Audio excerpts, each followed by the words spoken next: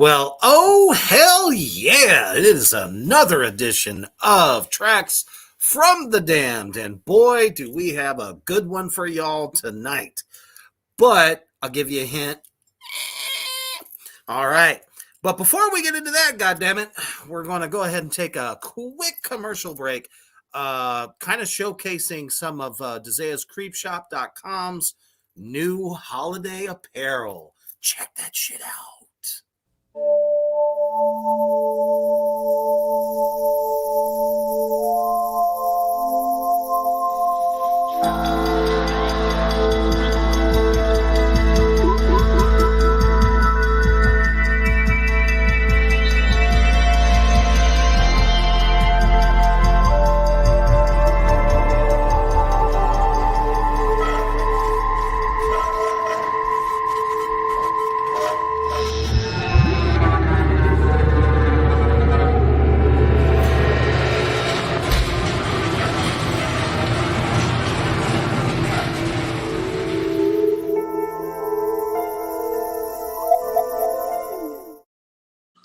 You know, 'tis the season to still be spooky.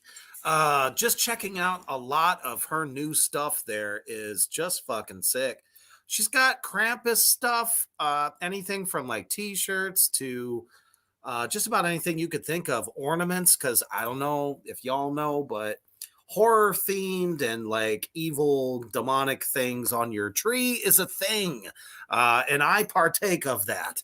So this would be a definitely good time to get in there, especially with the Black Mass Friday around the corner. You'll definitely be able to get yourself a good deal. So, public fucking service announcement right there. Brother Genghis, unfortunately, is reaching the point of death of coughing, but he is backstage still with us in spirit. All right, but most definitely get to DezeasCreepShop.com and get yourself some spooky goodness. All right, Brother Hoofbeast, what do we have tonight? We are going to rank Danzigs from least greatest to greatest. And I do believe there actually are a few that are least greatest, and they were pretty easy to come up. But man, we have some amazing albums too. And like one thing that I noticed going through these that I'd like to add right up front is when Rick Rubin grabbed him for the first album, Rick Rubin listened to Danzig's voice and how earthy and warm it is. And then he mixed the guitar tone, the drums, the bass to go with that tone.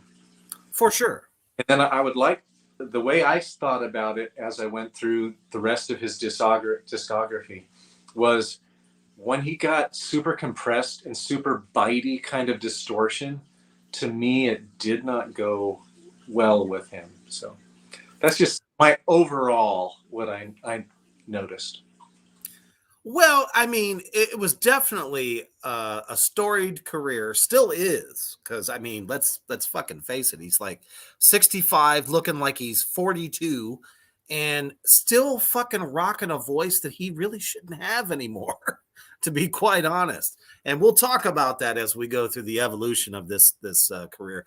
But you could definitely tell anywhere between what was, or I should say, what he thought he was heading musically did not work for him, even though it was kind of like the flavor of the week. Let's face it. I mean, the man is a self-made millionaire because he was a marketing fucking genius, and he just doesn't give a fuck.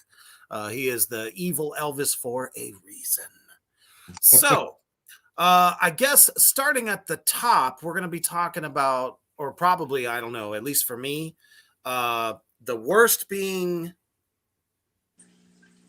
the higher numbers and the good stuff being the low numbers, right? Okay, right. I just want to make sure that's the way we was rolling. Yeah. So starting, I guess, at number 12, because there were so many like bootleg or limited runs of live CDs that we're just not going to touch. But Right. there is going to be one in there that I think is very worth mentioning, and I'm definitely going to do it. So for me, my first worst fucking Danzig record ever fucking made on this planet, the next, and everywhere else in the universe was that horrible fucking poor attempt at doing an industrial album. Black Acid Devil, go fuck yourself. And for those of you that actually dug that piece of shit, shame on you. That was not Danzig at his best. Not even close. It was the worst moment. It was the worst sales, honestly, that he has ever had, because it was that fucking bad. I think there's like maybe one track on the record that was okay. I can't even remember the title. That's why I hate the record so much. But, you know, Trent Reznor and Nine Inch Nails was like, he blew the fuck up at this time. And Danzig just fired the best backup band he ever fucking had after 4 goddamn records. I understand that. He said it in multiple interviews. Danzig was never supposed to be the same musicians every time. That's fine, but did he really preface that back in 1988? I don't think so. That might have been like what his ultimate plan in his brain was. He just didn't tell the rest of the guys because, let's face it, Chuck Biscuits took it so bad that he actually faked his own fucking death after he was let go from the band. He's actually alive and I guess doing well. But you see how Eerie Von, one of the best fucking metal bassists of like this type of genre, style of music, very bluesy, very, you know, cocaine cowboy kind of style, you know, biker.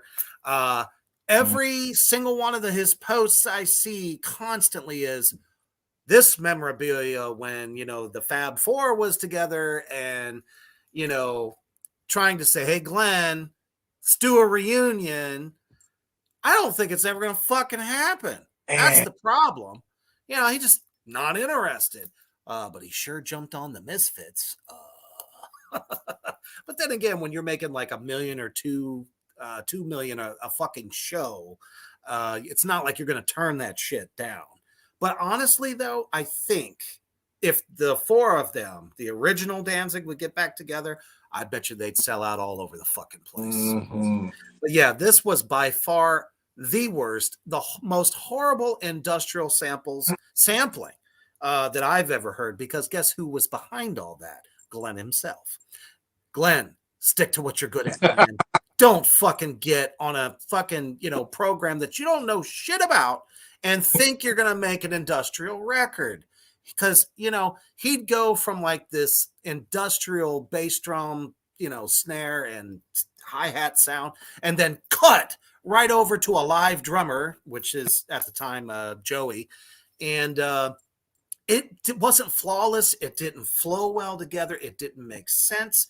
He had so much goddamn distortion on his voice, you couldn't understand a fucking thing he said. It was just it's like being at a cult meeting or something, you know, just a whole bunch of chanting that makes no goddamn sense. And then did a cover of Hand of Doom by Black Sabbath that just made me shit for fucking months because it was that goddamn bad. I had diarrhea so bad that you know, the word beeb just literally fell out of my asshole. So no, horrible fucking record. Hoof Beast, your take on this record? To me, the Hand of Doom was a shit cover, but that was the best song on that shit. Absolutely agree. It's like, what planet did he end up on? I'm going to tell you where I was when I bought that album and just how I reacted to it when I got it. I loved Danzig. Danzig 1, 2, and 3, really loved him. Got to 4, okay, it was all right. A little bit of a departure. They started to seem a little bit shop worn and a little bit tired, but still pretty damn good. And then when this guy, I was like, what the fuck? And that's exactly what I thought. Glenn Danzig, who appointed you the master of a drum machine and different effects? Because you suck ass at this. I was so I couldn't believe it when I heard this thing. I was dumb enough to listen to it a second time because I couldn't believe it. And the artwork on it was a red album, I don't remember, but it was so cheesy. Awful, awful, awful, awful. However, that was not my worst album. I can't I, wait to hear what it is, though. my number 12 is Danzig Sings Elvis. No! Yes, Oh, this is man. fuck you, Danzig. His voice is worn out. He cannot sing like he could. I would say the last time that his voice was fairly strong and decent, I would say was probably what was that? Circle of Snakes. I thought his voice was still pretty clear and still had pretty good punch. And after that, I heard it weaken throughout. I'm gonna bring this up again, but I cannot stand Danzig Sings Love you, Elvis. Kyler. And like you have heard me say this before, Reaper, that I really don't like it when people bring a poor rendition of a cover and like they do a crap job with it. And I really thought Danzig did. I thought his voice sounds so old. He really sounds like he's 62 or 63 on this album to me. And to me, if we call him evil Elvis, he's not on this because his voice cannot do what it used to do. I was even more bored. At least I was appalled at Black,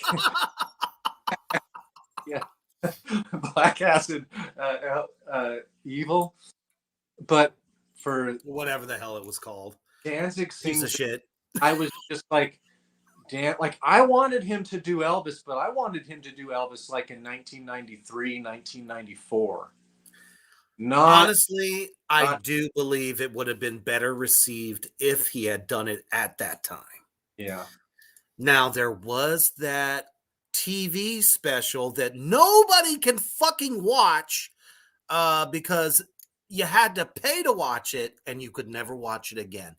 And there was a moment where he did some Elvis covers, and that was like around Circle of Snakes era. Mm-hmm. So his voice was still very prominent at that time. And well, I'll talk about Death Red Sabbath in a minute, but Yeah. uh, you know, you're right. I think it would have been better received. I did like the one cover and the only single that was actually released from that record. And I'm kicking myself in the dick right now for not remembering the title. It was actually one of my favorite Elvis songs growing up. I love fucking Elvis. Always have, always will. Fuck y'all. I love him. Question here. Quick question. How old was he on that album and how old is he now? I believe he's got to be like 65. Oh, he's 67 and just did a whole fucking tour of the entire Danzig 2 record. Now, just a quick side. Saw him in 2018. He was on tour with Corrosion of Conformity, which was just the sickest fucking Danzig show I ever saw. Exactly, right? So, what? That was how many years ago? 5? So, he was like 62, 63. They did a 4 Danzig 3 songs in a row. His voice never sounded better. What the fuck happened? Wow. How can he do this bad of a job in the studio, but live he killed it? I know. That's one for the record books because he's been doing it all over the place. There's no backing tracks. It's his voice. Yeah. I don't know what they're doing. I don't know if the engineer board has some kind of magic summoned, in order to make it happen. But he belts that shit out every night. Mm. Holy crap. And I think I know why. He has a time to rest his voice now. The man doesn't tour like he used to. Mm. Right. Well, we all know what happens when that happens, when you're older anyway, especially if you're a singer. You give your voice time to rest, but yet you still kind of work on it. You still practice, whatever. It gets better. So, All right. Let's all right. I can dig that. I can dig that. uh, hmm, hmm. So my next record, we're still on kind of the shitty side of Danzig's career. I'll give him points for bringing us some hope, but he didn't exactly smash it all the way home to get us all to love him again. The album is 666 Satan's Child. Great fucking artwork, great concept, great musicians. Mm-hmm. Even though a lot of them are kind of like no one's ever fucking heard of them. I think the bass player once played for Suicidal Tendencies, like as a kind of a walk-on, did some touring with them. But the album pretty much was good, but he was still fucking around with the whole industrial thing. All the echoes on his voice, half the time you can't figure out what the fuck he's saying. So, yeah, this album, it gave us hope, but it also made my dick shrivel. So, sorry. Good effort. Sucked. Yeah, I have that one a little bit better than what you did. My number 11 is Black Acid Evil, but and I could easily interchange that with the worst one, with Dan Elvis. Both of those, I'm just like, what the fuck? Just A lot of these bigger, personalities, whatever you want to call them, they get to a point in their career where they literally feel like they can do anything. Metallica. Uh, and it just ends up sounding so horrible, but they don't care because people are going to buy it anyway. yeah. You know? The new Megadeth album is great. It's really good. And I thought Dystopia was really good too. I thought they had a period in the middle that wasn't so hot, but then they put their big boy pants on again and got back to thrash. Yeah, for sure. It was kind of like there was this period with them where they got some commercial success, and every fucking time that happens, they change up what their formula was. Mhm. But when they kind of get out of the spotlight, it's like back to business. Yeah. So I agree with you 100%. Kyler says he played Mad Scientist and made a monster. Kinda, yeah. A Yeah. monster turd. Yeah. Absolutely. He dropped it. So as we're moving on down this list here, the next one that I put there is actually Danzig 4. Now, I know if my son, the Death Slinger, if he's watching, he probably fucking like burn me at the stake for saying it. But you have to understand, and I know you do, and I'm sure probably everybody out there in Three Witches Land understand this too. He was starting to he was given hints where the music was going. I could see it. Can't Speak, his big MTV video that if you watch the fucking thing, it gave you vertigo. He had all these like fucking televisions behind him. And it wasn't even like him. There was horrible green screening, but yet everyone thought it was, so artsy. Oh, fuck you. It was terrible. But the song itself was letting us know that he was trying to go the way of the industrial. Honestly, I think the original musicians backing him up were just like, all right, we'll give it a try. Yeah. Not knowing that the hammer was about to be dropped on their heads. So, yeah.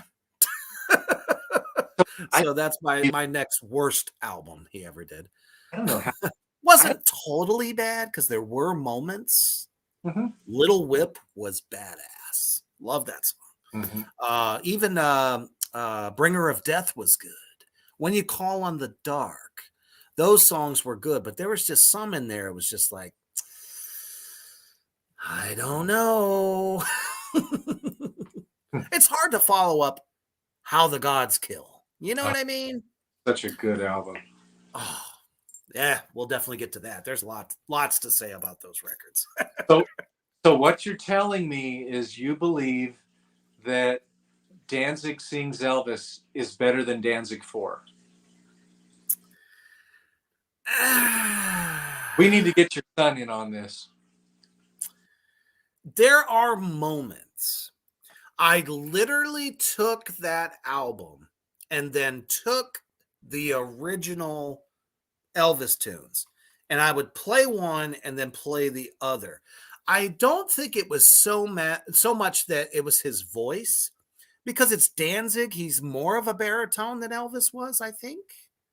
Elvis had a range that I don't think Danzig has, period.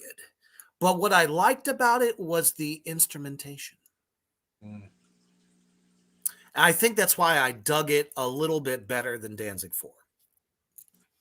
It sounded like he had like a lot of reverb on his voice for the Danzig Sings Elvis as well, because I think his voice True. kind of weak, and I don't know, it just didn't deliver to me. I don't know.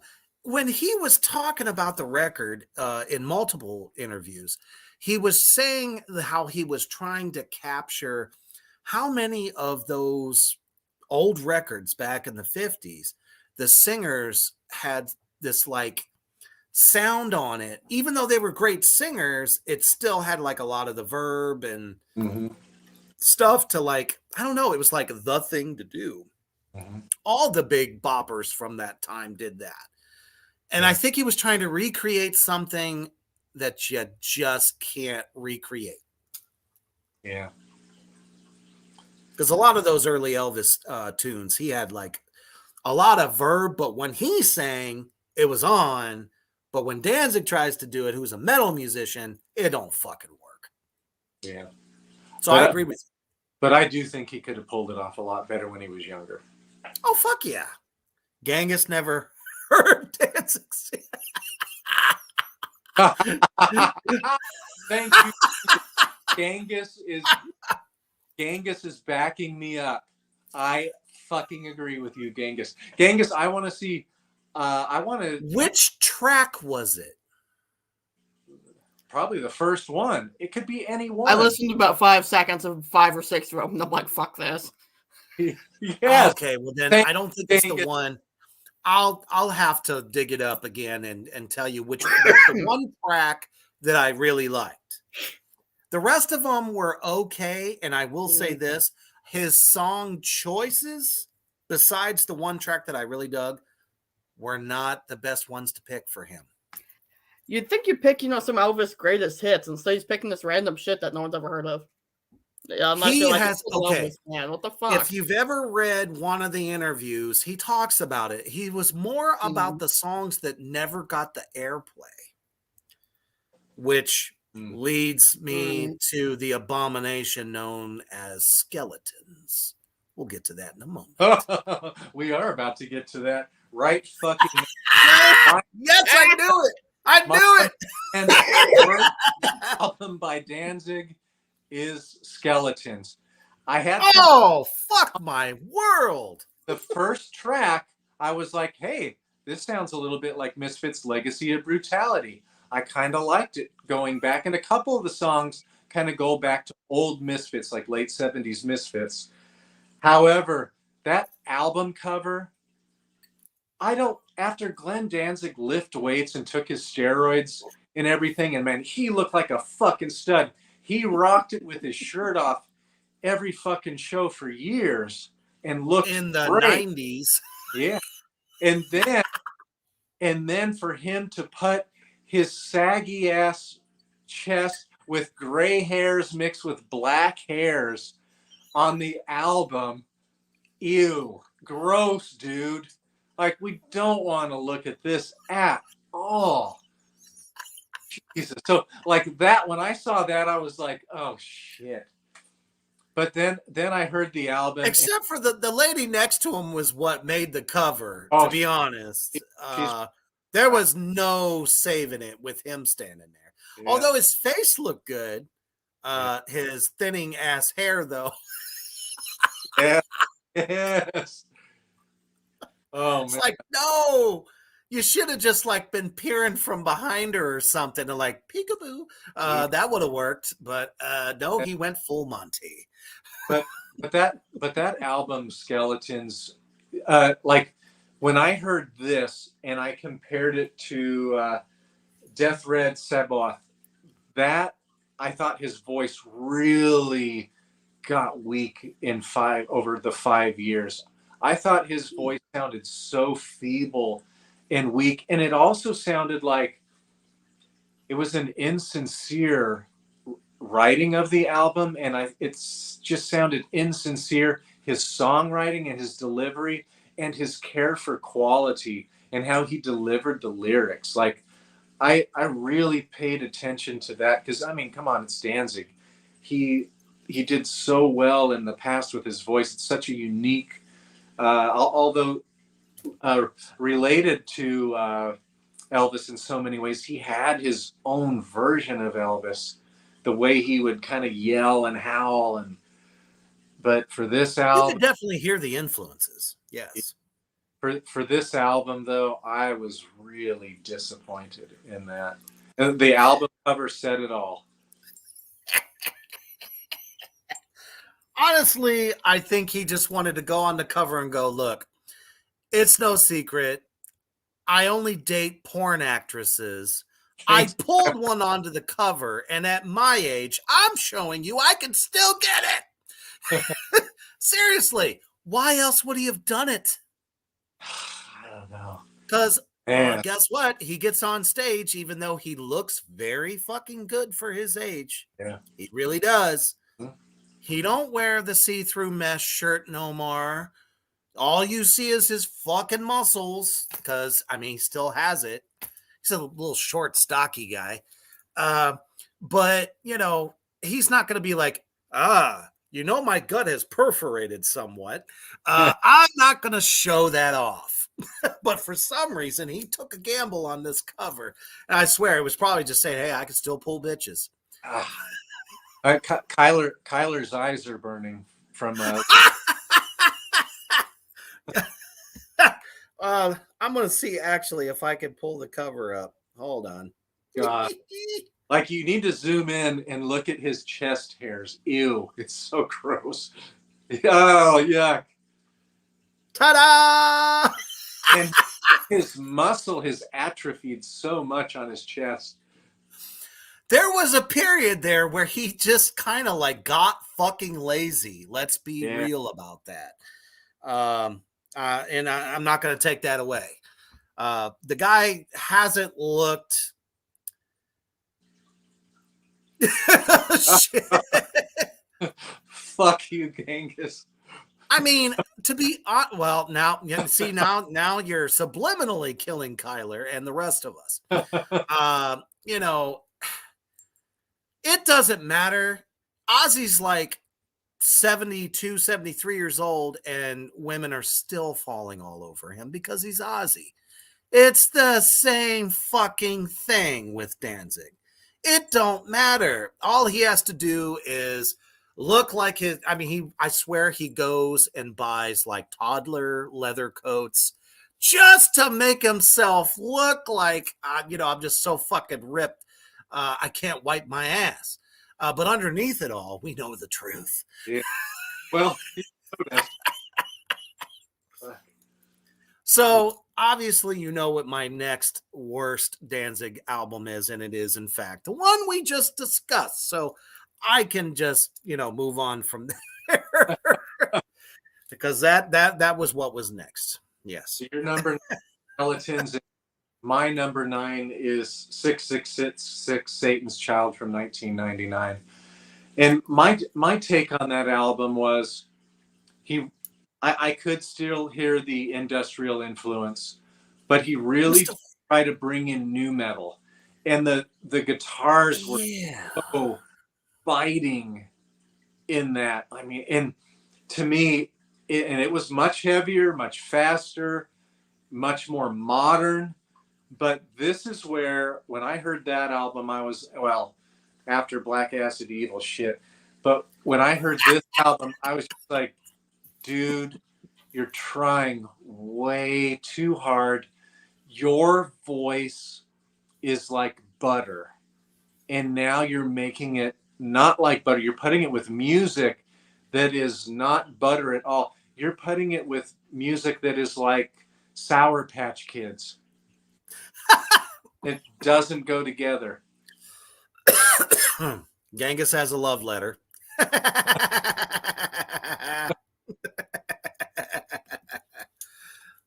Yeah, totally agree across the board.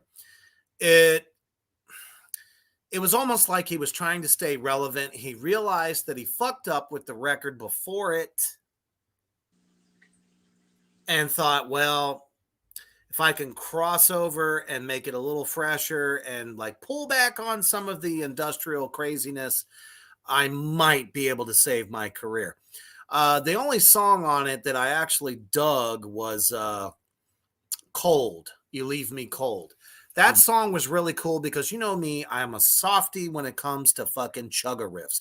Dun dun dun dun dun dun dun dun dun dun dun dun dun. I'm like, oh yeah, and I was a big fan of the drummer Joey. Guy is a fucking monster. I seen him play live with Danzig on the I Luciferi tour. And it was just hard hitting. Oh, I loved it.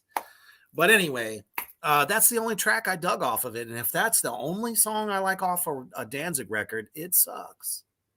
Yeah, there are no songs that I've given the green heart on Spotify for that album. For shizzle. All right, what's my number 8. This is so tough because it's like there's been so much evolution with all the band member changes and all that stuff. It's really kind of hard to as much as I loved this next album, I love and hate it. if I can say that, because there's moments where I'm just like, I fucking love this record. And then there's a song or two that comes by that goes, the fuck were you doing? He's got a live drummer, then he has a drum machine. Then it's him playing drums, and then it's back to a live drummer.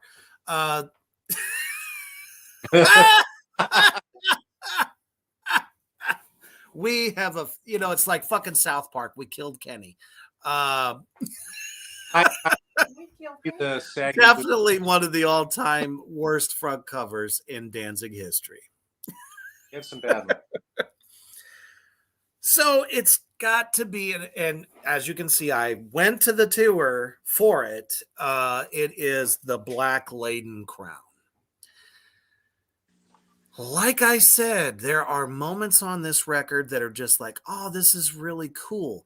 And then there's other tunes where his voice is so turned up. It's the production value of this record that I absolutely hate. It's horrible. And I'm like, are you overcompensating because you can't really belt it out the way, And then it's like I saw him on tour and it was like a whole completely different him. And I've read so many interviews on this record, so many people bitching just like me. The production value of this record is ass on a fucking stick. And he's like, I just wanted it to be raw. I wanted to get back to the 70s and just make it raw sounding. I'm like, oh, so you mean the first Misfit record that sounded like a fucking train wreck? Even though they're good songs, Yeah. it still sounds like ass on tape. So, I had to put this in the bad category. Okay. Yeah, I like when I heard this album, I was thinking if he and Rick Rubin hadn't butted heads and had to fight over the rights for his albums, then I would have liked to have seen Rick Rubin produce this album, because Rick Rubin really does the kind of 70s kind of vibe, Jimi Hendrix kind of recording style and kind of tone a little bit more, that kind of 70s tone, much better. I would have liked to have seen Rick Rubin, but I actually kind of like that album. So I have it, it's down much closer. I do agree with the production being down and his voice still being weak, but to me it was kind of like a breath of fresh air, and I gave him old man props because I think he was about 60. Oh, no, I'm not taking anything away from him. Like I said, for me, it's just straight production value. Yeah. Yeah, it's still, I actually liked that album quite a bit. Devil on Highway 9, Last Ride is like one of my favorite songs off the record. Yeah, But there's just a couple in there that I'm just like, why is this here? like There's a couple I could have done without. yeah. I would say like 5 of them are pretty damn strong, and then they kind of Correct. from there. And So it showed because he only played the ones, like you said, 5 strong ones that he played actually on the tour. So I would have loved it. I was overseas during that time. indeed. So my number 8 is 777 I Luciferi. This is an album I don't hate. There's a lot of good stuff going on there, I was going to say, but don't hurt me now. cheesy album cover once again. Although I did like the upside down kind of cross thing with the Danzig skull. Like I really liked that because that was real kind of lo-fi and really kind of like it had some black metal quality to that. It kind of did, yeah. So I liked the album, and I liked it quite a bit better than 666. There were songs on this album that I would actually like and like to hear again. But I still felt like too much distortion, and that the amount of distortion in this album did not go with his voice real well. But still better than everything else before. I felt like he was coming back to who Danzig was, but just the distortion in the guitars bit a little bit too much for me. And he had a real pingy drum snare. Was it that album? One of the albums had a very pingy drum that I didn't care for so much. Didn't kill me though. I don't think it was that record in particular because there was a amazing amount of crack that came out of the snare on that record. I think I know which one you're talking about. We'll see if I'm right, but Yeah. I don't want to say too much about this one just yet because it's actually much higher on my list. But Well, I so the Death Slinger in here because we need to hold you accountable for Danzig 4. I don't know. That was the one Danzig record that he swears by, and that's fine. I guess from at the time that he became a fan of that record in particular, it was his teenage years. So in high school, Yeah. I mean, there is a lot of raw angst in some of those tunes, but I'm just like, you're missing. What the fuck is he being served there? It's a cake. From the guy who says he eats a very specific diet. That looked like fucking cake. Yeah, that looked like dark cake birthday. That looks like cake to me, you bastard. No wonder you're bigger now. Fruit Because basket. from what I understand, the guy don't really drink. Oh. So, he's not a beer guy. Well, there's a fruit basket in the back. That's the next record. Danzig eats fruit. I I like Genghis's little anecdotal things he's throwing at us. It's pretty good. Fuck yeah, it's awesome. I love it. Genghis, make sure that you jump in whenever Yes, please. gets the line. Please do. My next record, I'm also going to say this, that I don't exactly hate it, but it's Death Red Sabbath. It's very heavily reminiscent of kind of a Sabbathy kind of sound. Tommy Victor, love him to death, especially with his band Prong, and has been his longtime lead guitar man now for a long time. Still is. Mm-hmm. I like this record. It was definitely a more mature record because Circle of Snakes was hard hitting, just a womp ass of a fucking record. Absolutely love that one. But this one was a little tamer. Mm-hmm. So that's probably why it comes in at this particular number for me, because it's different. There's a ode to Peter Steele on this record, which I just absolutely love that song because, believe it or not, go figure, Glenn Danzig and Peter Steele were tight as fuck. They were very good friends. And it actually kind of shows a lighter side of Danzig at this time because it had an impact. And that's the song called On a Wicked Night. So that was his way of remembering Peter Steele. And then took the drummer from Typo Negative and yeah. Who I actually got to see Johnny Kelly play with Danzig in 2018, and it was amazeballs. It was really nice to see Johnny Kelly step out from the, you know, the way the Type O songs were to the more aggressive Danzig tunes, and he could do it. And he did it flawlessly. That, and I just love him as a drummer. I love his sound. His technical ability is great. But on this record, it was definitely a little more serene. And there were moments towards the end of the record, which I actually think are the best songs on the record. And they're in that 12/8, almost 12-bar blues. Which is like very reminiscent for Danzig's bluesy side. And he sang really, really well. And what I loved about it is the fact that it wasn't layered with 2 or 3 extra vocal tracks that he's kind of been known to do if he felt his voice was not strong enough. It was just one, and he really belts it out. There's some weaker tunes on there, although Juju Bone is just a fun fucking song. I love the video as well. Excellent CGI behind him. You know, he's like standing on, you know, the edge of the abyss and there's flames coming up and all the band is there, you know. And I'm sitting here going, man, this reminds me of Black Sabbath at the Beat Club when they did the video for Iron Man and you had all those like psychedelic faces. Well, I mean, this was obviously much darker. So I dug it. Well, so that's my next. Where's the cat ones?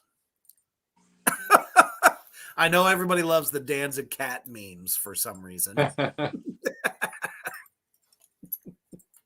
Well, we have agreement on number 8. Holy shit. Number 7. I agree with you. I'm the same place. I really do like Tommy Victor with Danzig. I think he works really well. I like his guitar style. It's definitely different than Christ, but it's still really good, crunchy, and a little bit more earthy, especially on this album. It's a bit more kind of earthy and kind of fits Glenn's vocals. However, I still like Circle of Snakes better than this one, which it'll come up quite a ways later on. But so I agree. My number 7 as well is Death Red Sabbath. Hell yeah. So before we get to the rest of this, we definitely need to run this next commercial. We're going to take a look at the new, I don't know if it's set for this, the new Reapers Underground Productions video. Is it loaded on this? Okay, let's go ahead and roll it because I've been saying it forever. We were going to get the rest of the bands that have signed with me on. Who could forget that inlay? You know? All right, let's go ahead and run that real quick, and we will get to the rest of this list. Den alten Mythos hinter sich zu lassen. Und so tastet sich blind von Zeitenufer zu Zeitenufer, bis ihm in all dieser Schwärze endlich ein wegweisendes Licht aufgeht.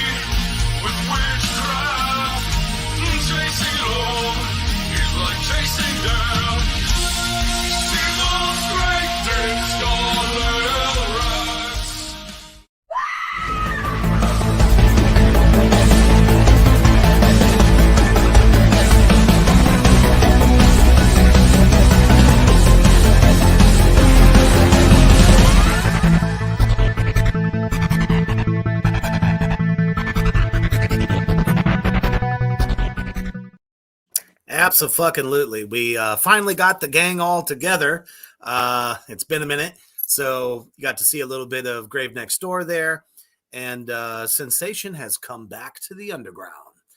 They got a new lead singer, and they are killing it, as well as October Noir, who was actually featured on the underground a couple weeks back, and it is still frightening to me how much he sounds like Peter Steele.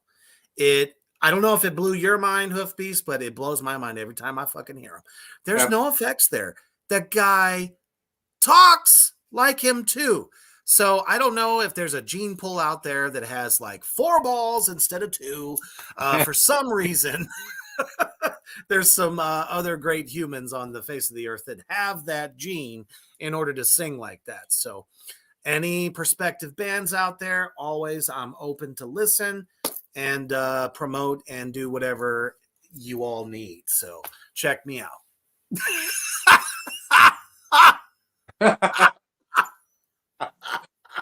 I'm officially dead at that meme. Holy shit. All right. What number are we at? Well, you are going to tell us your number 6. No, wait. Yeah, number 6. Number 6. Okay. number 6 for me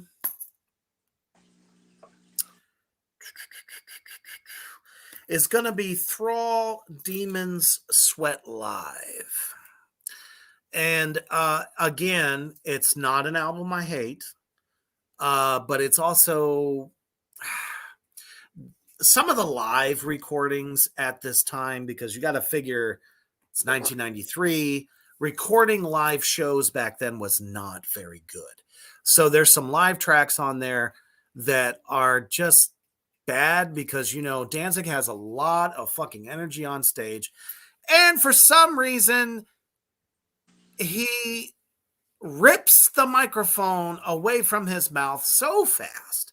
And I also wonder if it's because the songs are being played faster. Snakes of Christ is one of the tracks on there. And if you listen to Danzig 2, it's at a moderate tempo, but when you hear it live, it's like a fucking hell train just went by and smacked you in the face. So he's trying to spit those lyrics out. And if it's real aggressive parts, he just tends to, he's always doing the nod. You know, I don't know. It's just one of the things he always does. And when he does that, you miss half of the words. I've seen it. I've seen it early on. Unlike how he does it now, he does not rip the microphone away. But back then he would, so his words would trail off and actually would finish some of the lines without the microphone in front of him. So that's kind of what you're hearing on this record. But there's a bonus track, a newer track that they did during the Danzig 4, I think it was. And it's called It's Coming Down.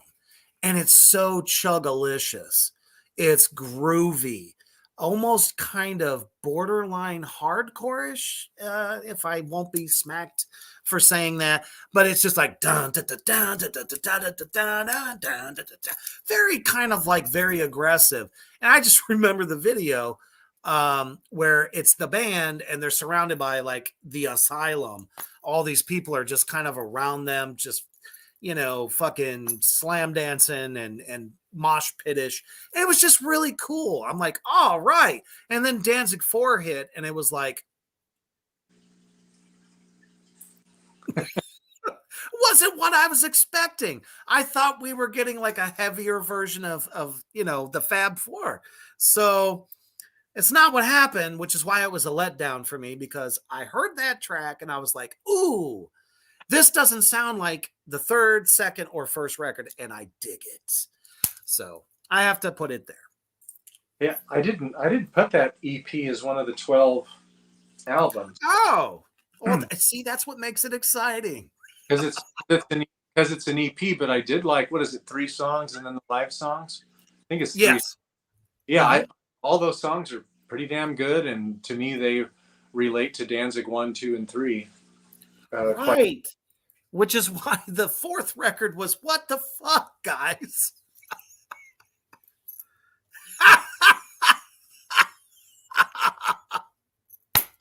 Oh! Keep it coming. What you got for the next one? My number is Black Laden Crown. And yep, it's definitely higher up on your list. I would have put it higher than Danzig 4, but I just thought the production wasn't quite as good, and I agree that after 5 songs, the songs kind of got lost. Like they just weren't as well done, weren't as well thought out on it. But for those 5, and I don't know, maybe I was just pretty excited to hear him kind of come back and go back to having his earthy vocals with more earthy instrumentation. Absolutely. So I wish I would have seen that tour, especially since you said he sounded great. It's like he took like a vocal potion and suddenly it just all fucking came back. He had the same energy. He looked good. I don't know if just overall he changed whatever his fucking diet was. I don't know. It's like it wasn't the same guy that I saw on the Luciferi tour.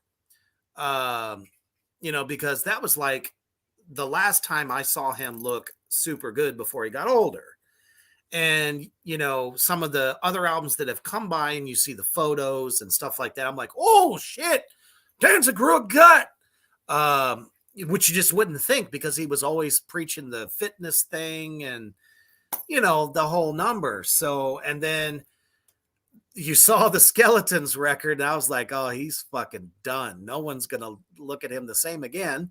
And then suddenly he does that tour for the Black Laden Crown. And I was like, holy shit, he's getting serious again. I guess he wasn't getting enough women. It's like, oh shit, I've let myself go. All right. What number are, oh, fuck my world.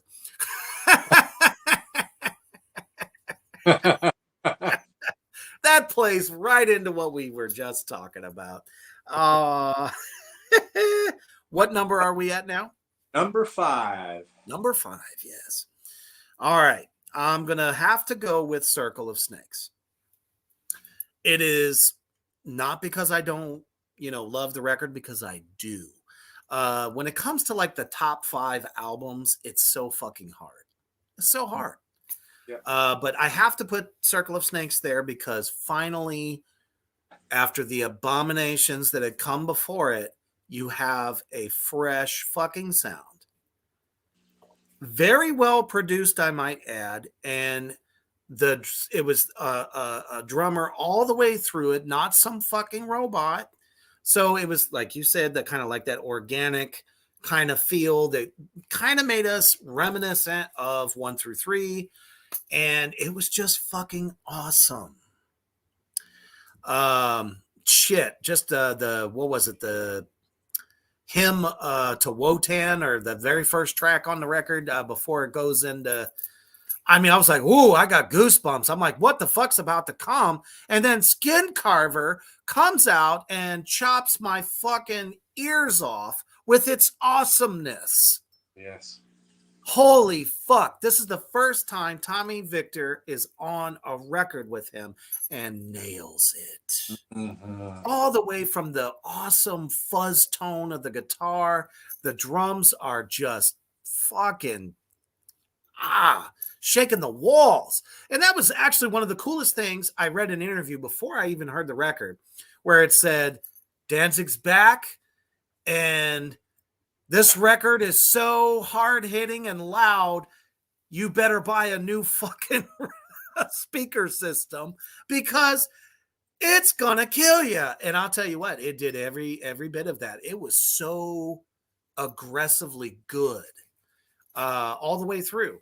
Great chugga riffs, not like you said, a new metal sound, or didn't sound like he was trying to be right hip with the times. It was him.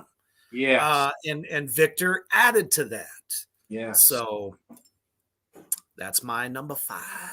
Really curious about what your number 4 is going to be then. If you put Circle of Snakes. It's a doozy. It's a doozy. Yeah, so my number 5 is Danzig 4.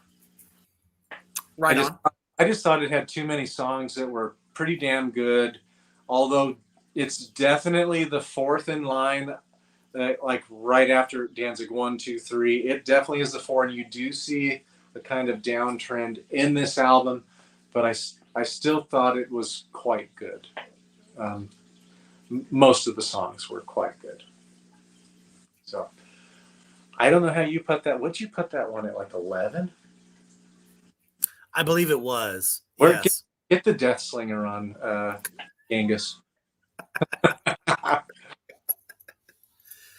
Oh, I don't know. He's somewhere probably eating pie. All right. My anticipation is killing me, so go ahead and bring on number 4. If you put Circle of Snakes at 5, I thought that was going to be your number 4. Well, I like to throw in the curveballs. For me, even though this is not like an official. God damn it. What the fuck? I don't think I've ever seen that one, and it works. I'd love to see him do the foxtrot. All right.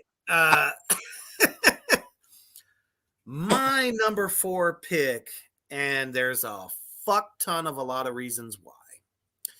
These were the songs that we had no fucking idea that they had recorded during Danzig 3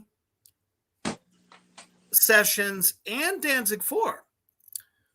So it is known as the lost tracks of Danzig.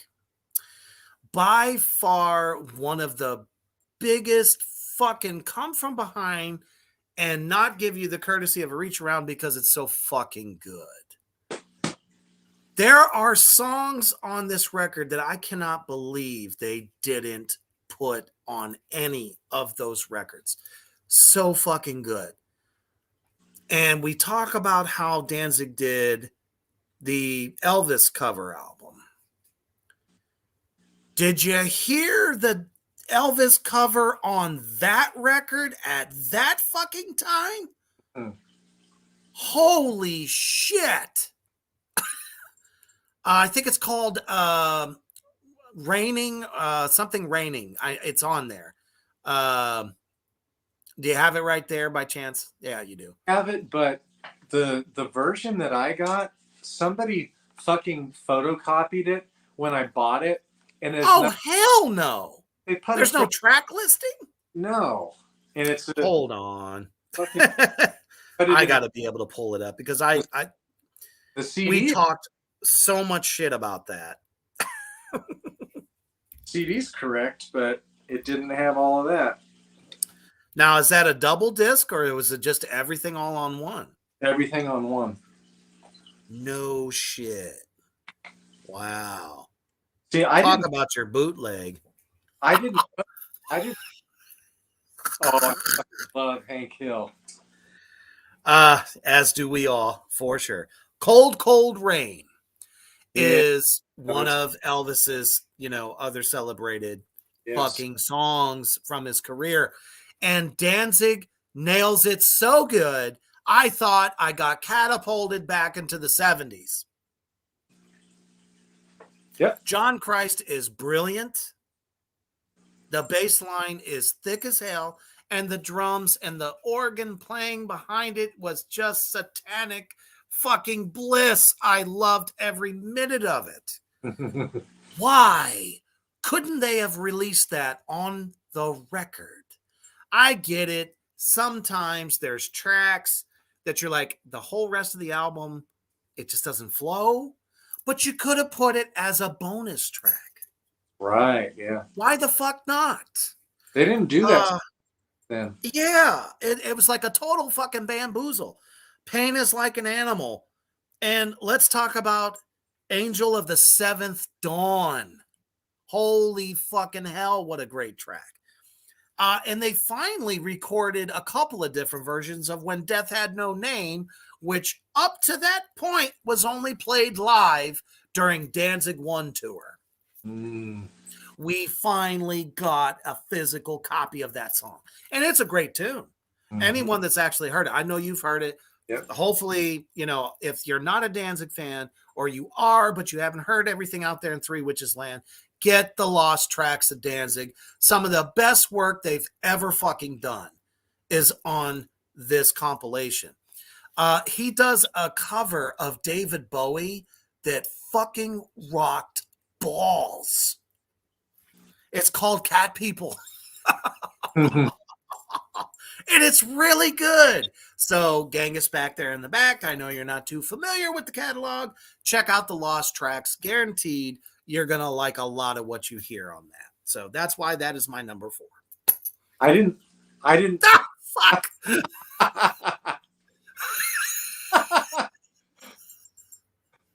It's like, how do you continue after that?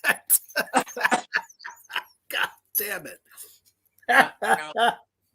I I didn't think I was allowed to put that one because it really wasn't one of their official albums. But this is, I would have put this as my number, probably my number 4. And then Circle of Snakes would have been my number 5. I just didn't know I could have put that one in there.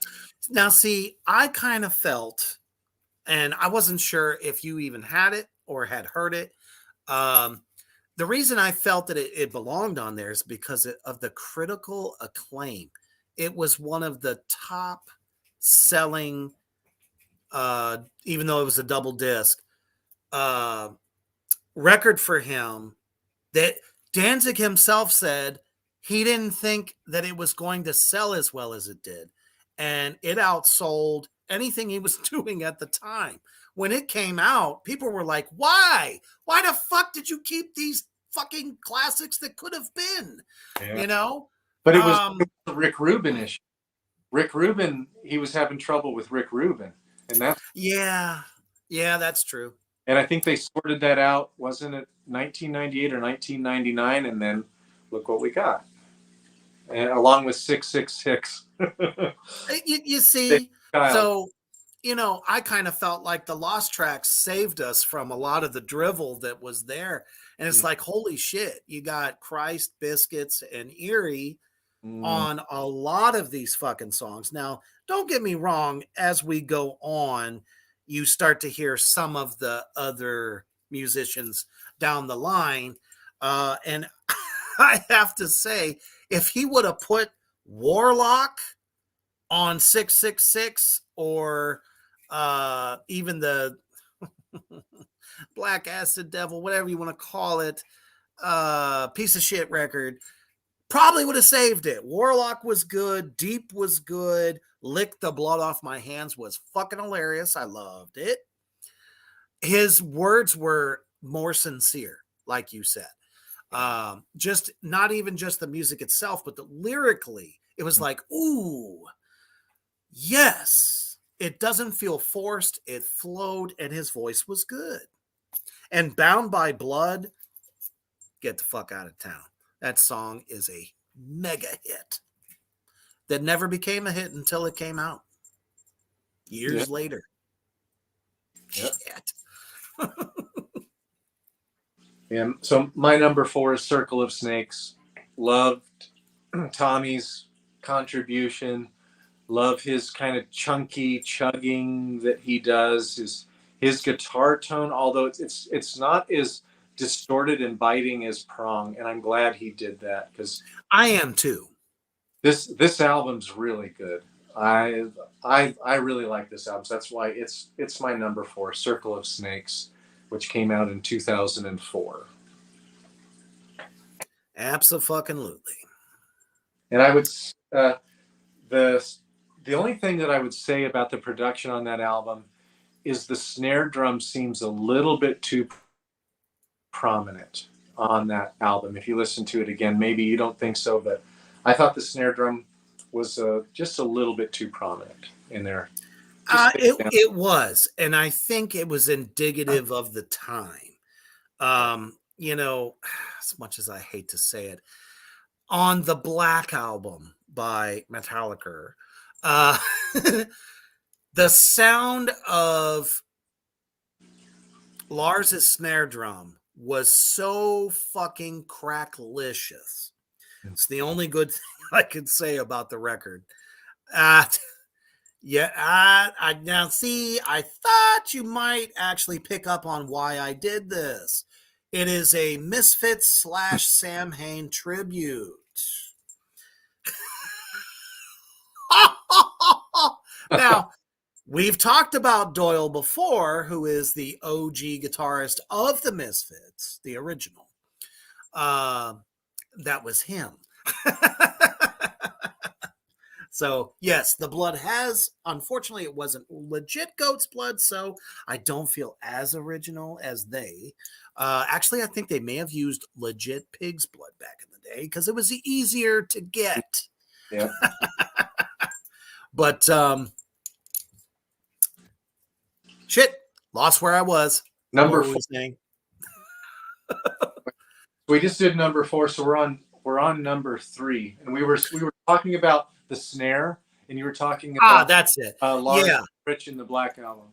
Yeah, his snare drum was like it cut through all of what they were doing. The bass was up, both guitars were thick, and James's vocals were pure as day. So it was like, damn. Every time he hit that snare, you felt it in your chest, and I think that's why they probably went for that sound. Mm-hmm. Just because you heard it on multiple different bands at that time. Pantera as one of them, because Vinny set the bar by using a marching snare drum for his snare. That's where he got the tone, folks. That's why every time he hits it, it's like getting a hammer to the head. For real. So I probably it was just kind of like, picking and choosing. Yeah. For sure. So this one's probably going to surprise you. I don't know. Maybe not.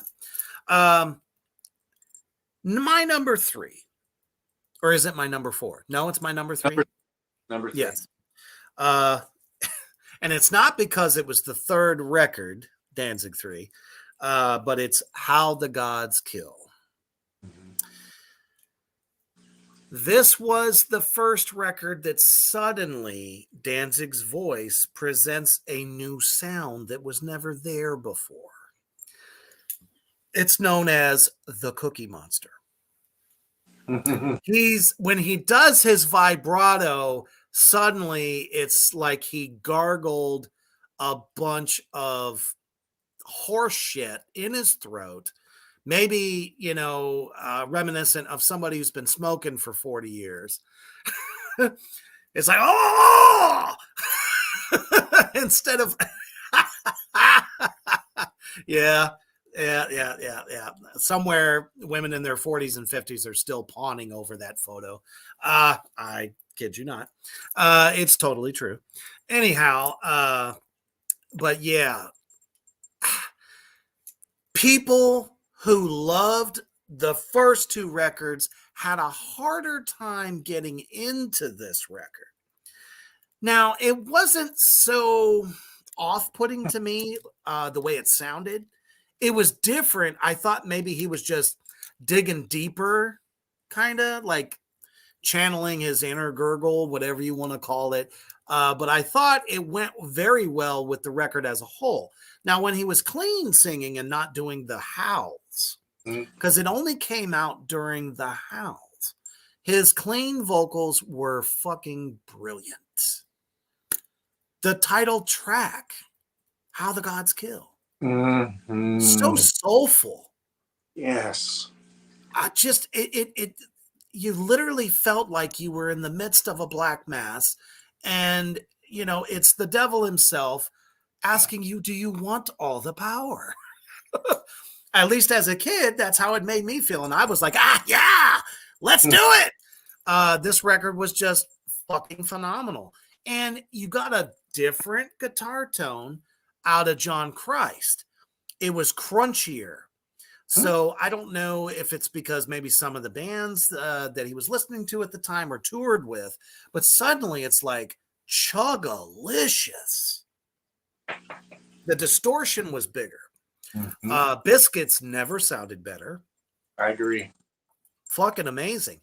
And Eerie Vaughn's bass really stuck out like a sore thumb, and it was rhythm fantastico. So that's my number 3. I'm with you. That's my number 3 as well. Love that album. So glad that you brought up Glenn's clean singing on How the Gods Kill. Now, I remember the first time I heard it, I was upset because I wanted to hear distorted guitars. But as I listened to the album over and over and over again, and now as, getting old and stuff, I love that song. And then when it kicks in, holy shit, and the chugging comes. Like while you were talking about it, I had the song going in my head. And yeah, it's like wow, wow, wow, pow. pow, right in the fucking face. It did. You weren't expecting it. We didn't know where it was going, but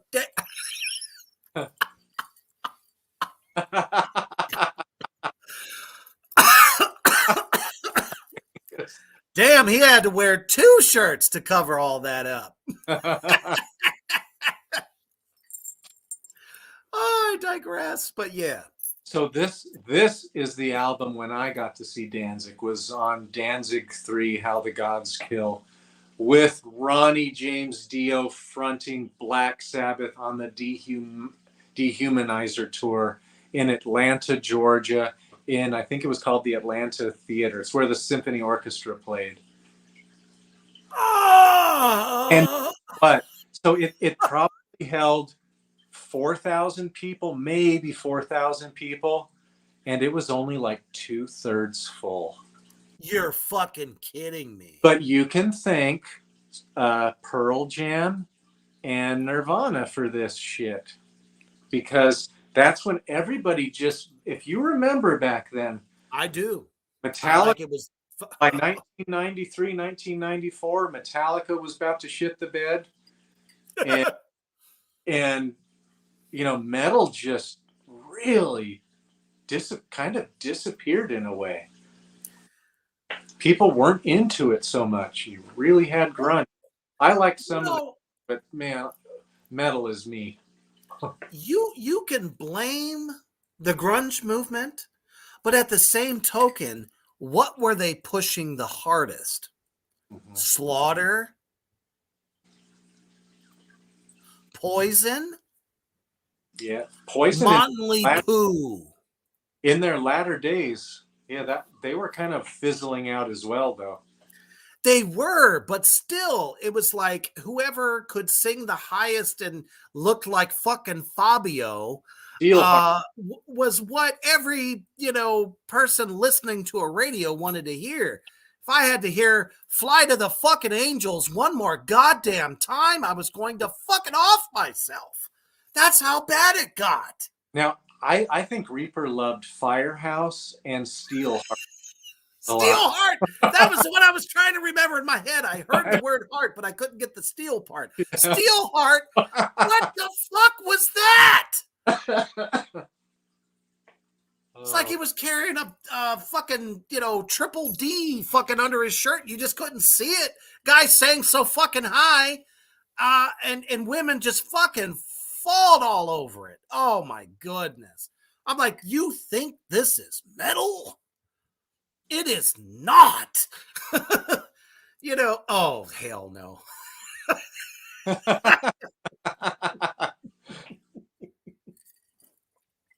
Oh, you almost killed me on that one. No, yeah.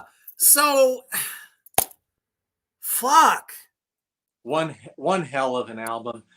And damn, I wish I don't think I had the money to get one of their shirts for that album. Oh man, that would have been iconic. I'm still trying to find a copy of Daemonia something or other, which is like the home video that went with the Danzig 3 album. It has all the videos plus, the extras and all that stuff. I mean, they had a video for Bodies on that record, and they're just like in a warehouse somewhere hanging out. There's like chicks around, and a fucking Erie's just like, he got his big biker chain on his pants. He's like, don, don, don, don, don, don, don, don. Oh man, it was fucking sick as shit. I hope I can get that sometime. That's on my bucket list. I got to get that thing. And for this album, this is where they were starting to part ways with Rick Rubin. And correct. And because I believe this was put out on American recordings. Let me see. I think I've got.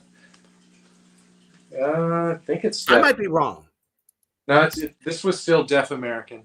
Oh, so it was still Deaf American. Okay, it was, but Danzig might have been Danzig 4 then. Danzig had a much heavier hand in the production of How the Gods Kill. Yes, and it was just brutal. It was a great fucking album. I Yeah. mean, even the fucking dark ballad on there was good. Sistinas. It was so cool. You know, you got this like traditional blonde chick, and you know, she's in her room's got all the candles around, and suddenly Danzig appears shirtless in her mirror. It's just like, yeah, evil. But man, what a tour that must have been. Because the Dehumanizer still remains my favorite Black Sabbath Ronnie James Dio record. Me too. Always will be. It's on the. I got like 2 or 3. I got and Computer God on my fucking shop playlist. I love that fucking record. So good. And it was on Wayne's World, the Wayne's World movie. When It sure was. Gremlin Oh, trying to- TV God. That's what it was yeah, called. yeah. Mm-hmm.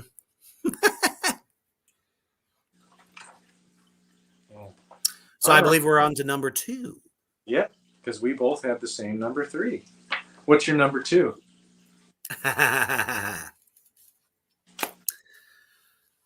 Strikingly enough, it is the first album, Danzig 1. It is not because of any hatred or anything like that I didn't like about it. It's iconic, that first record. So iconic that a pressing of that on vinyl is somewhere in the neighborhood of like 60, somewhere between 60 and like $80 today. And it's a repress, not the first pressing. It gave us Mother, Am I a Demon, Twist of Cain. This is son of a bitch. There it is. The iconic photo that let us know that Danzig has a penchant for kitties. Amazing. He liked pussy. Anyway, which is very evident if you've ever seen any of his films and videos. Yeah, let's talk about that for a second. So 1988, I was 13 or 12. Seeing the She Rides video for the first time. You can imagine the look on my mother's face when we brought the home video home, because this was not on MTV. And the goddamn, you know, beat kicks off. Dooms, doom, bounce, doom, dooms, doom, bounce, doom. And it's a fucking chick in a G-string, and the camera is solely focused on her vajayjay. That's all you see, swaying back and forth on the fucking thing. My mom looks at me and goes, "What did you make me buy you?" I said, "I didn't know." So you can imagine as a kid seeing that, you're like, and Danzig's shirtless, the rest of the band is shirtless, and they're all muscular, and there's chicks dancing on all of them, and you're just like, what the fuck? I want to be that. You know what I mean? You know, if you didn't catch on, you know, Slayer and all the greats at the beginning of the decade, suddenly here's Danzig, the only heavy fuck, you know, like normal band. They weren't Poison. They weren't Motley Crue. They didn't have no makeup. They're a bunch of black, long-haired guys with fucking mutton chops. And, you know, the epitome of evil, pentagrams all around. And these chicks are just dancing on them. I was like, holy shit. You know, because I was like, you know, big Misfits fan. Sam Hain before that. That came out, and that, I mean, hook, line, and sinker, that fucking record. You'll probably ask, why isn't that my number 1? Well, we'll get to that in a moment. You know, when for that song, I can still and taste that woman's skin. so many years later. She was so goth, she was dead before Oh. goth chicks were even created in the 90s. Oh. She was so fucking pale, and she had like the jet red hair. You know, you're like, oh, this is like a throwback to a vampire film, you know? and So it was easy to get with. and she didn't have a body that looked like she did aerobics or worked out all the time. It was totally natural. All natural, no plastic. And she was tattooed from the floor up, which was not a normal thing in those days. I can still smell and taste her. That was amazing.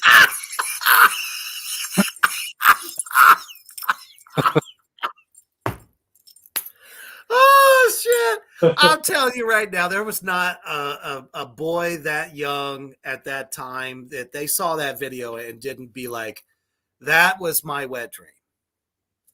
You know what I mean? So, so for my for you my fucked me up with that comment, right? Comment of the night. for my number 2, I always hated this album cover. It was such a disappointment after the first album. So both albums Before the deflation. Danzig, the first Danzig self-titled album, equally excellent songs as this one. I did not like the production on this album as much, but the songs are so catchy and so damn good. I felt like Rick Rubin overproduced this album. He took away a bit of the rawness. Although I wouldn't say so for like Blood and Tears. I love that. And that song took me straight to Elvis. That was like the real first fucking time that you could totally say that was his favorite singer, his like biggest influence. Yeah. But Jesus, this album, Long Way Back from Hell. Dun, dun, dun, dun, dun. Now, I just felt like it could have bitten a little bit harder. I thought that Rick Rubin's production of it was a little bit gentle and a little bit too overproduced. Kind of like Metal Health, Quiet Riot's Metal Health, and then when they did Condition Critical. Total different production. And this one wasn't that extreme. But.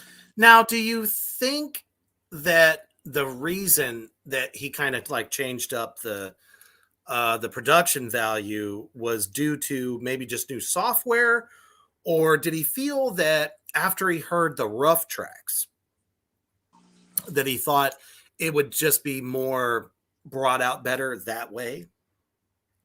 I don't know, because this was 1990. So they were probably making it in 1989. That's true. I don't know. I don't know if it took a whole year to do that record or not, but it did come kind of fast. I just thought this was such a dumb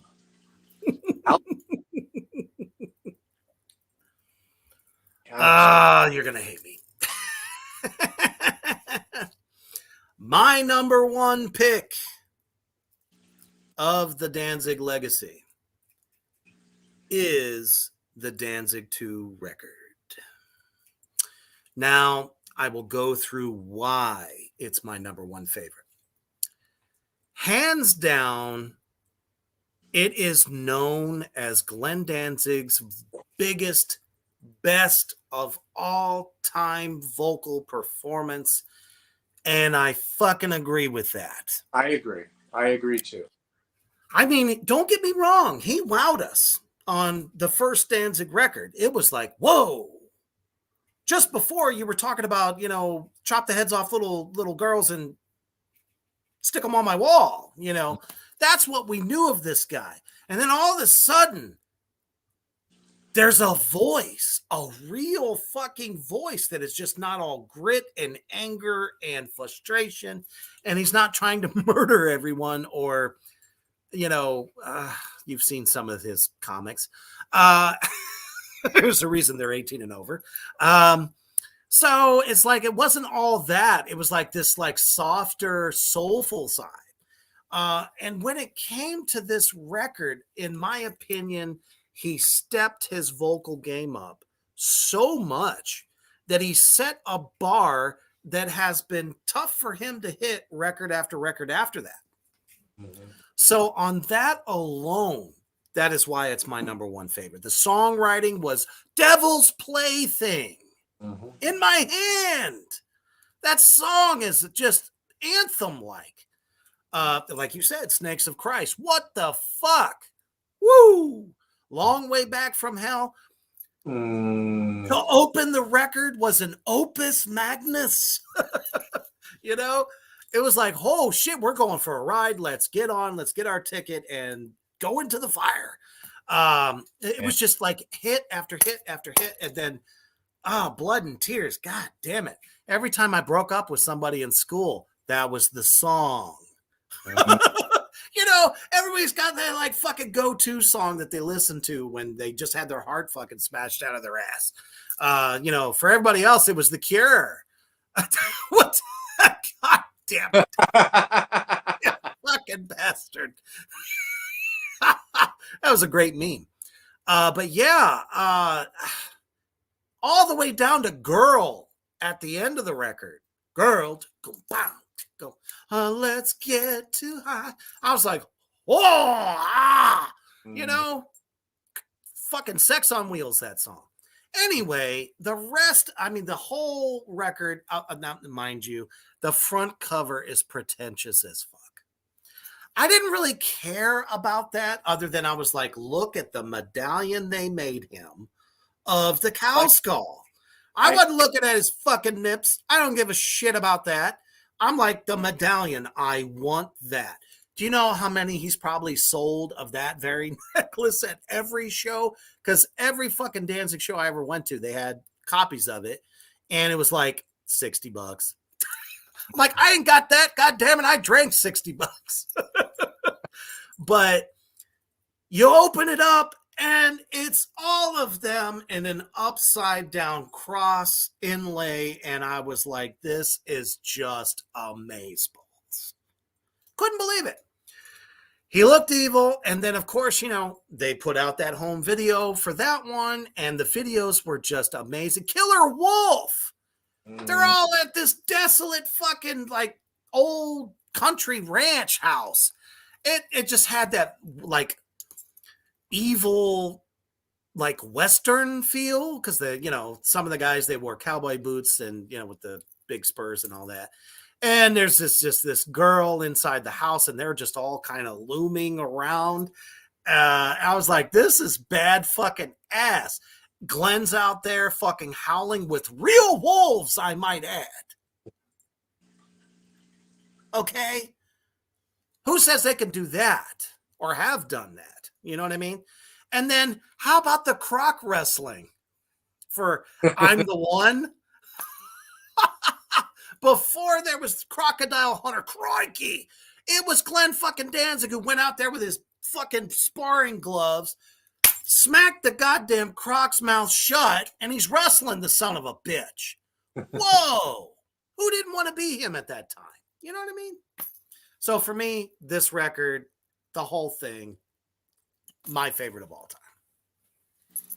It's excellent. I love this album, and this album is one that I got about 1 or 2 weeks before I went to Ranger School. And Ranger School, wow. with pre-Ranger, Ranger School was 3 months long, and so no technology, no music, no nothing. But I had listened to that album so much, and in Ranger School, I only got about 7 hours of sleep a week.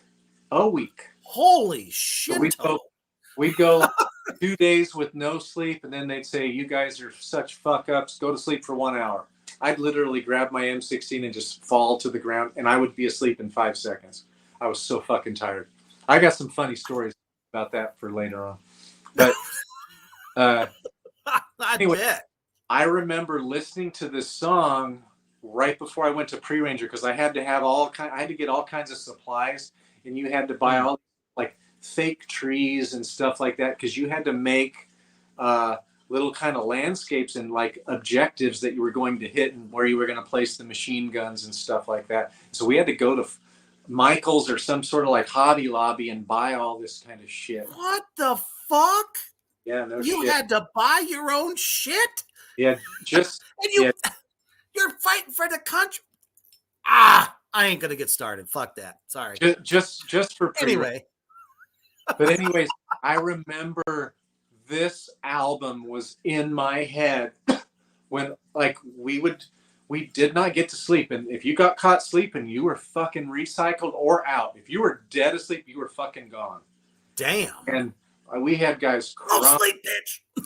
Yeah, we had like 500 and something men went out for it, and only 35 graduated. So, anyways, every night I can remember, especially in the mountain phase, we were on the sides of the North Georgia mountains walking all the time in the Appalachians, and with a 50-pound backpack, a rucksack, and just every fucking night from when the sun started to go down is when we did our move out, and we didn't stop until right about when the sun came up. We were on our feet with those rucks or taking a knee. And so I had so much quiet time. We weren't allowed to fucking talk unless we were on the objective. And so I had this album in my head the whole time. That and Sacred Reich. I remember the most. Another great band. Holy shit. So my number one is the one I haven't shown yet. Oh, Glenn Danzig's Woes. Oh, vitamin A, you say. It's more like vitamin D. Anyway. My number one is the self-title. And like I want to make an argument for them being band number 4 for the big 4. Goodbye Anthrax. I wanted to see Megadeth, overrated, and Megadeth, Slayer, and Metallica, plus Danzig. Nobody sounded like Danzig when he came out. Nope. Like he had like kind of old 60s, earlier 60s rock and roll, but with John Christ doing pinch harmonics and just amazing. What an album. I mean, the character of this album. Every song in this album, just like Danzig 2, they're all bangers. Every single song is a banger. But this last one just floored me. And I didn't think that it was going to. No, like I said, that album, there was nothing literally like it anywhere, period. And, you know, for any of us that was used to, you know, Glenn singing with the Misfits, and Sam Hain gave us some moments where we thought he was kind of evolving a little bit, because even though it was still technically punkish, it really wasn't. Mm-hmm. I don't even think there was a name for a genre that Sam Hain actually fits in. But you could definitely see where he was going vocally, and nobody thought that he was actually going to shed Sam Hain. Mm-hmm. After what, 3 records? Mm-hmm. And here it is, fucking Danzig. Boom. In your face. An album literally full of hit after hit after hit after hit. I've never seen a record have that many singles, especially at that time. Ozzy himself, who put out No Rest for the Wicked, the exact same fucking year, didn't have as many hits as he did.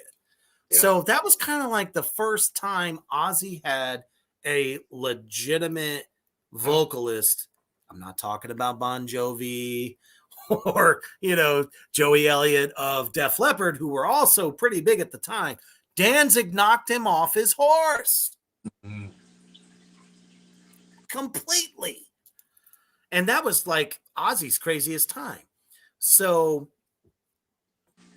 I'll never forget it. It was a phenomenon. It was hard to get tickets with Danzig. I mean, Danzig was playing with the biggest bands of the time. He was opening for them. And then when he was out by himself, he didn't play big enough venues because they sold out right away. My friend got to see him in San Diego on the first tour, and I was so damn jealous of him. I mean, you heard like all the stories of how violent the shows are. He was literally having to knock people out as he was singing. I mean, that says a lot. Yeah. That, fans came out to see him play, and there's always those guys that are like, the music's so good, I'm just so energized, got drunk, whatever. Wait a minute, keep it heavy, and wicked guys got to run. Thank you, brother. Appreciate you. But it was like, damn, he literally had to beat them off, with a stick practically, that the shows were just so amazing, so fun, so brutal. And that video that he put out with it, and shit, which album was it? Am I Demon? Yeah. Oh my God, that mask that he wore with the crucifix. Oh my God, it was so evil. But the music sounded like old 60s rock and roll, which made it even more fucked up and edgy. Exactly. And that's the whole thing. The multiple levels of heavy. There it is again.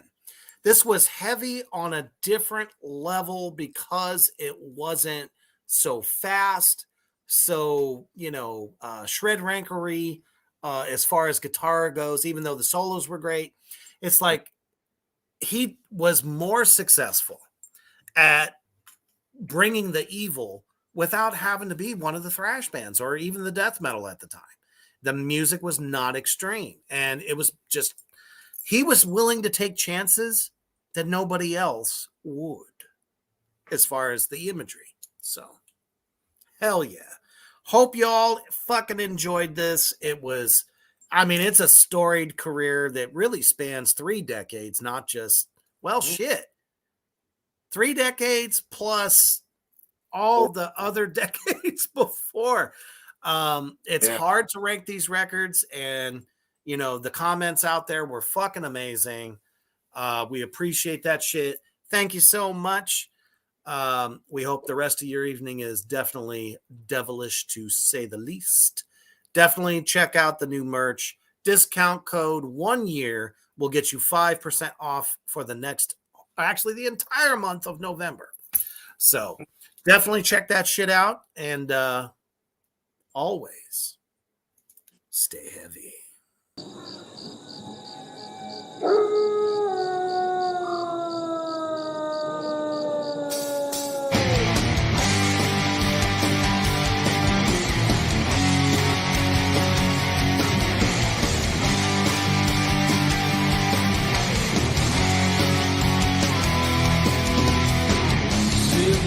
Rotting in this wasteland, left with some piece of bone.